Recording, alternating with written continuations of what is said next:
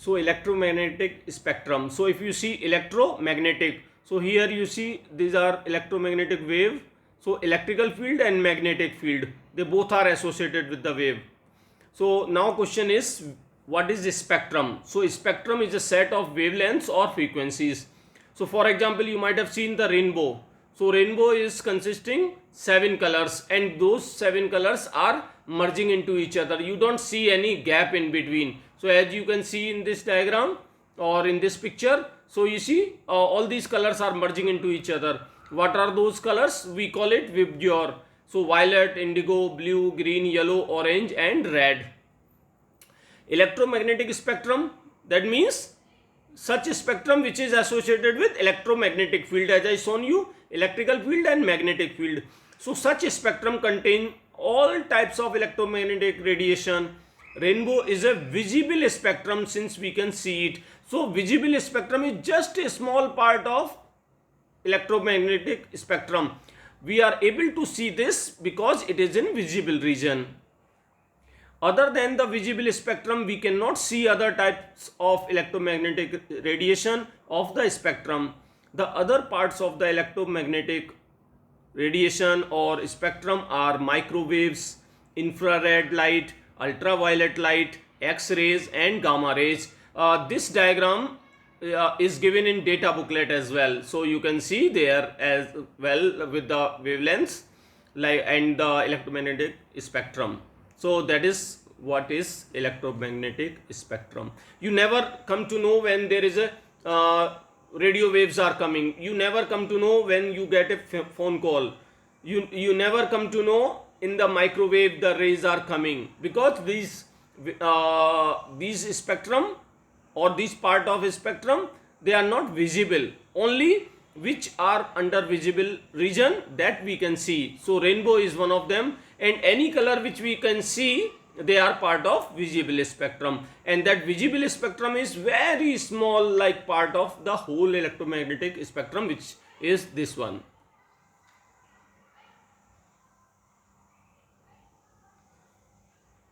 Now types of radiation. So we know radio waves. So what are the uses and where do we see them? Radio stations, stars and gases in space emit radio waves.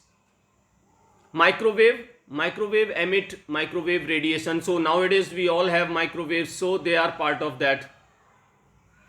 Infrared, it is part of emitted heat from our body. That is why night vision devices of army can identify any movement during night. So nowadays all armies or progressive armies, they have infrared vision or night vision devices. So they work on the heat produced from the body. So whenever anybody passes through, they can get the sense of that. Then comes visible radiation, that means rainbow is part of that, or rainbow is an example. Ultraviolet, you use ultraviolet protection creams that suggest that this radiation is emitted by the sun. So we use sunscreens, so they have the protection of that. X-rays, have you heard of X-ray in hospital during fracture of a bone? That is where the X-rays are used. Gamma rays, so such radiation is used in hospitals in imaging technology, in scanning the body. Nowadays a lot of scanning is being done for detecting or diagnosing any particular disease or any particular fracture or any abnormal growth of tissues or cells or bones or something like that. So that's the types of radiations, and they are associated like daily use, or you're connecting like links. Electromagnetic spectrum, you can find it in IB chemistry data booklet, as I said, on page 3. So this visible spectrum is very small part of the whole electromagnetic spectrum. Now these arrows suggest that shorter wavelength have higher frequency, because wavelength and frequencies, they are inversely proportional to each other. If wavelength is more, frequency will be less. Why? Because we know C equals to nu lambda. So that formula, this formula is also given in chemistry data booklet. From the equations provided in IB chemistry data booklet on page 1, under some relevant equations, C equals to nu lambda and E equals to h nu, both are given. Thus E equals to hc by lambda, where E equals to energy, h is Planck's constant, and that value is also given. Okay, now how do we get this E equals to hc by lambda? Because we know C equals to nu lambda, that means, and we know E equals to h nu. So in place of nu we use this value from C equals to nu lambda. So that means this formula can be understood as nu equals to C by lambda. So if we can use this in place of nu, what will be there? So h C by lambda, and that's the new formula comes in, E equals to hc by lambda. Now moving further, emission spectrum of atoms. When an electron emits radiation during the transition of energy from high energy level to low energy level, we get the emission spectrum. This is transition from high to low energy. We get the emission spectrum. These are not continuous but discrete lines corresponding the energy levels. Why it is not continuum? Because the colors or wavelengths are not merging into each other, like in case of rainbow. Rainbow is a continuous spectrum because the colors they merge into. We do not see rainbow in fractions or the parts. We see that all the colors are merging into each other. So that's why that is a continuous spectrum. Absorption spectrum. Now an atom is irradiated with light which is absorbed by the atom. So if an atom is there and you irradiate it, for example, this is a sample of atom and you irradiate it. So what will happen? It will absorb energy. So some wavelengths are absorbed by the atom while rest are emitted. So it will absorb energy, and energy, we know what is energy. It is hc by lambda. So it means either we say h nu or hc by lambda. So it means wavelengths are there involved. So some wavelengths are absorbed while rest are emitted. The emitted spectrum is missing the absorbed wavelength.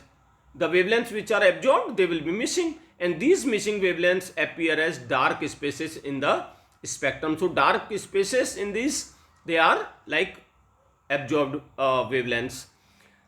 Spectroscopy is the study of emission spectrum or absorption spectrum. The atomic spectrum are unique.